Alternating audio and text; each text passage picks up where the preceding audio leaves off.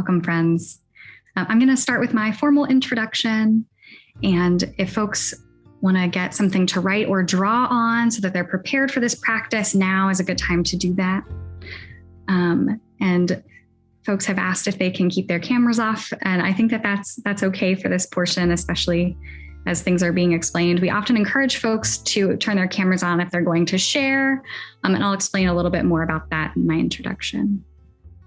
So, welcome to MIDWEEK, Experiments in Faithfulness. This is a weekly facilitated spiritual practice with a Quaker flavor and an experimental ethos. So my name is Jen Higgins-Newman, and I am the program director here at Beacon Hill Friends House, which is a Quaker center for learning and action and a residential community of about 20 people who live according to Quaker values. And tonight we have Shulamith Eagle with the practice Developing a Regeneration of Joy Plan. I'm excited to introduce you to Shulamith. Shulamith has taught workshops all her life. Since becoming a Quaker, she has done so for monthly and quarterly meetings in Vermont, Seattle, the Philadelphia and Chicago areas, for New England yearly meeting, for Friends General Conference, and recently finished a series at Pendle Hill.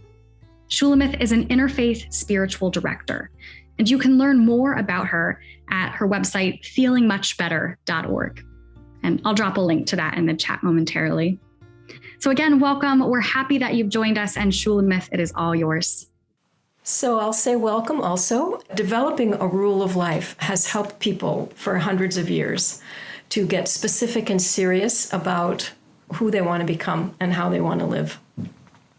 It began in religious orders, and it made a framework for how the community would live together and how they would balance worship and work and solitude and community life. And their goal was to become closer to God. All of us already live by a rule of life. We just don't always know what it is. A lot of times we've assimilated one that was given to us by our families or a spouse or society in general. And part of the goal tonight is to discover what rule you have been living by, and then change it into something that nourishes your spirit and brings you joy. And if it's part of your mission, brings you closer to God also. So forming a rule for yourself makes your intentions plain, and it makes you accountable, even if only to yourself. This plan, this rule, is to make sure you have room in your life for what's essential to your spirit. And that's where the joy comes from. So let's have the first screen share, please. And these are other names I like to use for my rule of life. Way to an exuberance of life, inspiration, celebration of my gifts, regeneration of joy plan, rule for joy, delighting in God, and guide for transformation. Just call it whatever makes it attractive to you or whatever makes it fun. So tonight, you'll begin making such a rule. It takes more time than we have to actually finish it, but you'll be able to keep going after our Zoom. So your plan should be something that you love to do, that inspires you, empowers you, and enables transformation. So tonight I'm going to talk about spiritual practices, but I would like you to define those very loosely. It's whatever brings joy to your spirit. It can include gardening, children or grandchildren, animals, naps, crafts, singing, walking, anything that nourishes you can be included as a spiritual practice. So let's look at some queries to help you begin the plan. These will be on a screen share and in the chat, and all of tonight's queries will be emailed to you after we're through. What rules my life? What are my highest priorities? What are my lowest priorities?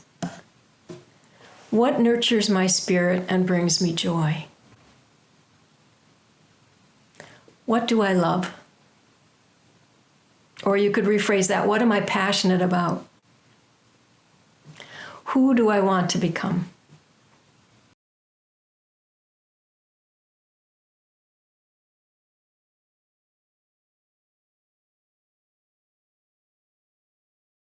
Ryan, were you reaching forward or not?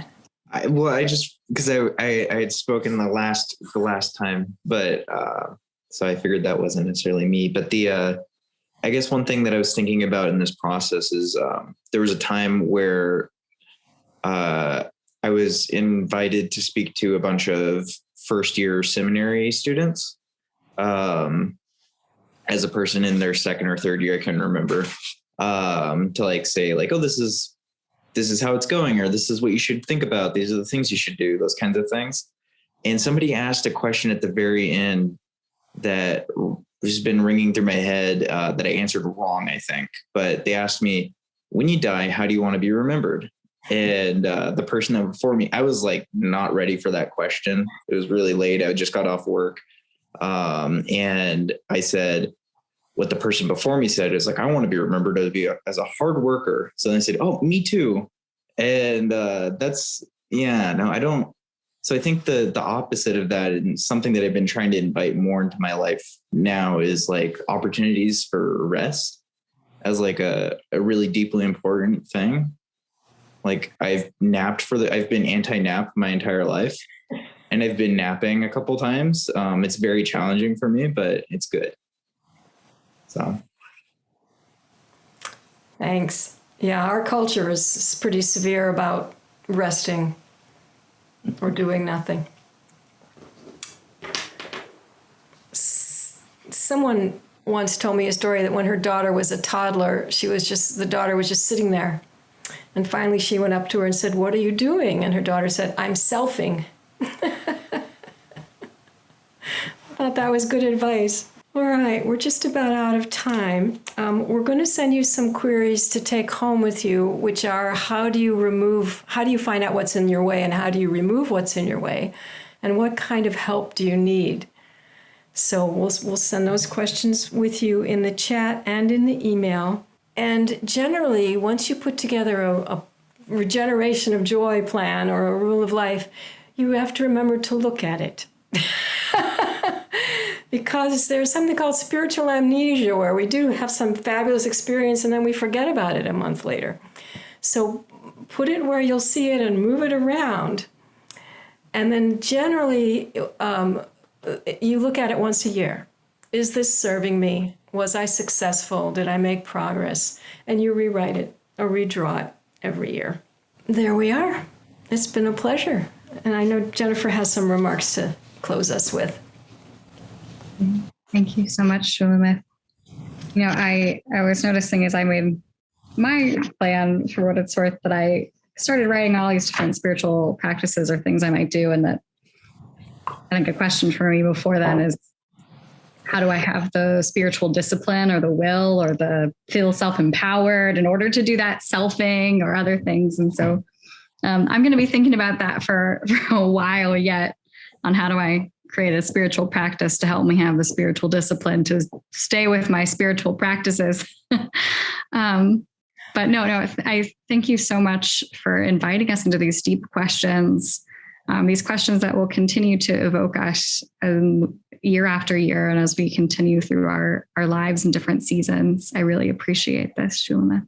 And for friends, I will send the follow-up email. I'll send the recording. I will send the questions that we engaged with in this time, the questions to take home with you. So you'll have all of that as well. And I would love to invite folks to our practice next week. Next week happens to be Ryan, who is here, Ryan Higgins-Newman, with the practice, The Masks We Wear. And you can learn more about that practice and register for that one and all of our upcoming midweeks at bhfh.org/midweek, which I just put in the chat now. And then, like I mentioned in the beginning, if you're in a place where you're financially able to do so, please consider making a contribution to support this event and all of our other work to nurture community in our spiritual lives in this time. Here is the link in the chat if you'd like to make a donation. They help us continue putting these events on for free and making this robust series available. So there is that. And I just thank you all for being here, and we can end a few minutes early, or if folks want to stay on, we can chat afterward. I'll turn off the recording so folks can engage it that way. Thank you so much.